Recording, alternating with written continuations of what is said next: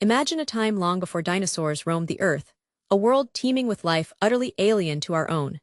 This is where our story begins, over 400 million years ago in the early Devonian period. Among the diverse marine creatures of this ancient era swims a group of fish with stout, fleshy fins, members of a lineage known as Actinistia. These are the ancestors of the coelacanths, an ancient group that shared a common ancestor with the lungfish, and astonishingly, the four-limbed animals that would eventually conquer the land, the tetrapods. For millions upon millions of years, coelacanths adapted, diversified, and thrived across freshwater and marine environments. They populated the ancient seas and rivers, leaving behind their imprint in the fossil record. Generations of paleontologists studied these rock-hard remnants, charting their history through the Paleozoic and Mesozoic eras. But then, something shifted. The fossil trail seemed to vanish.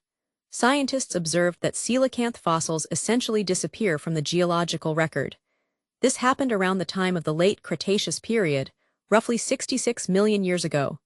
This timing aligns tragically with the mass extinction event that famously wiped out the non-avian dinosaurs.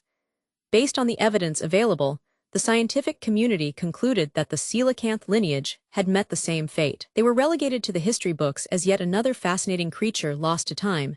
They were extinct. For decades, that remained the accepted truth. The coelacanth was a fish of the past, a fascinating chapter closed in the epic story of life.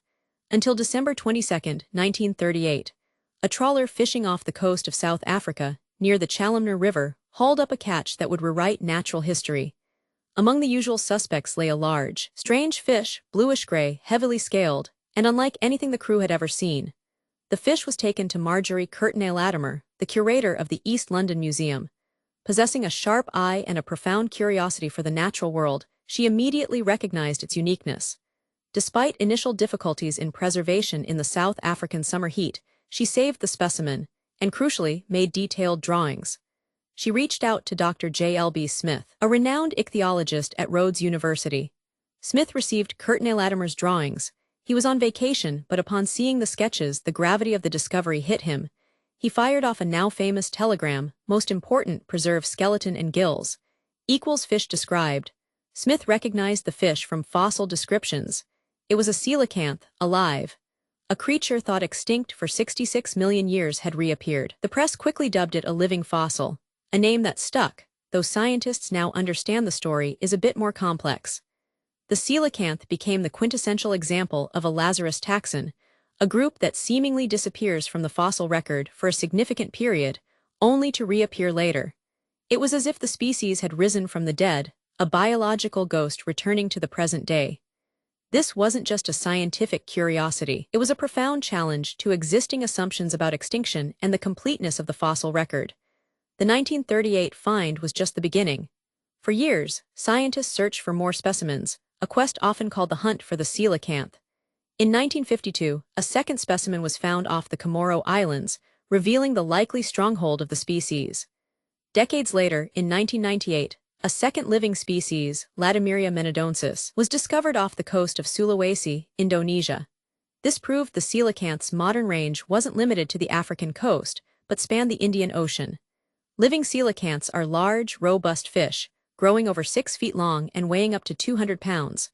Their most striking feature is their lobe fins, fleshy, limb-like appendages that extend from the body.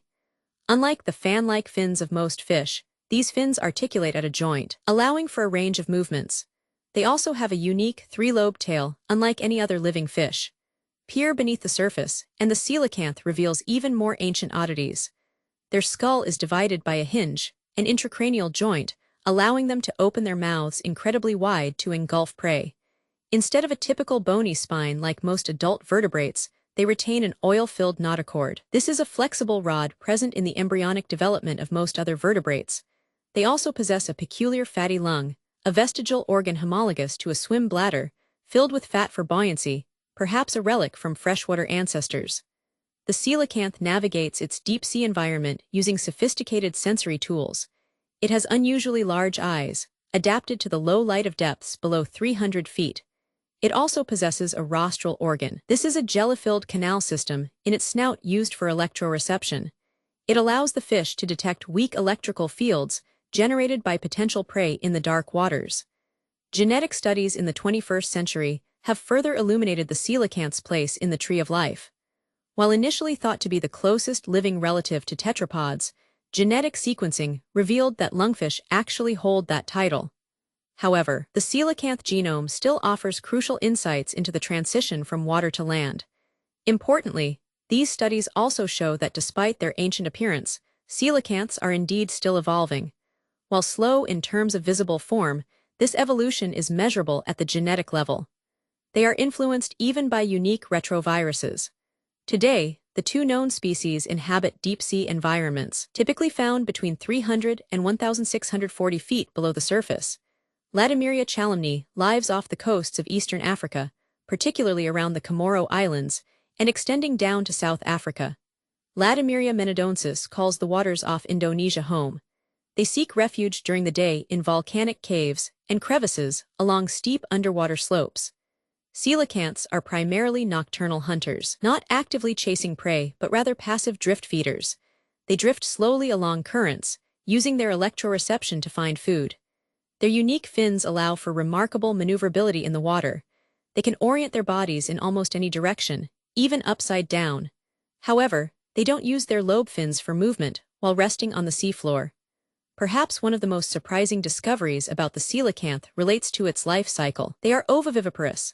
Females retain their eggs internally, and the embryos develop within the mother, sustained by a large yolk sac before being born alive. And the gestation period, an astonishing 5 years, the longest known of any vertebrate. This slow reproduction rate is a key factor in their vulnerability. Despite surviving for over 400 million years and through multiple mass extinctions, modern coelacanth populations face new challenges. They are classified as critically endangered or vulnerable by the IUCN. The primary threat is accidental capture in fishing gear, particularly deep-sea trawls targeting other species like oilfish. Conservation efforts focus on raising awareness and working with local fishermen to avoid capturing these rare fish. Interestingly, despite their rarity and the excitement surrounding their discovery, coelacanths hold no value as food. Their flesh contains large amounts of oil, urea, and wax esters, giving it an unpleasant taste, making it difficult to digest, and often causing digestive upset. Local fishermen in areas where they are occasionally caught traditionally avoid eating them for this reason, often discarding them unless alerted to their scientific importance. From ancient fossils to modern deep-sea dweller, the coelacanth story is a testament to resilience. It's a creature that captured the world's imagination, a tangible link to deep time, challenging our understanding of extinction and persistence. Its rediscovery wasn't just a scientific event. It was a moment of wonder, revealing that even in our explored world, ancient mysteries can still hide beneath the waves, waiting to be found.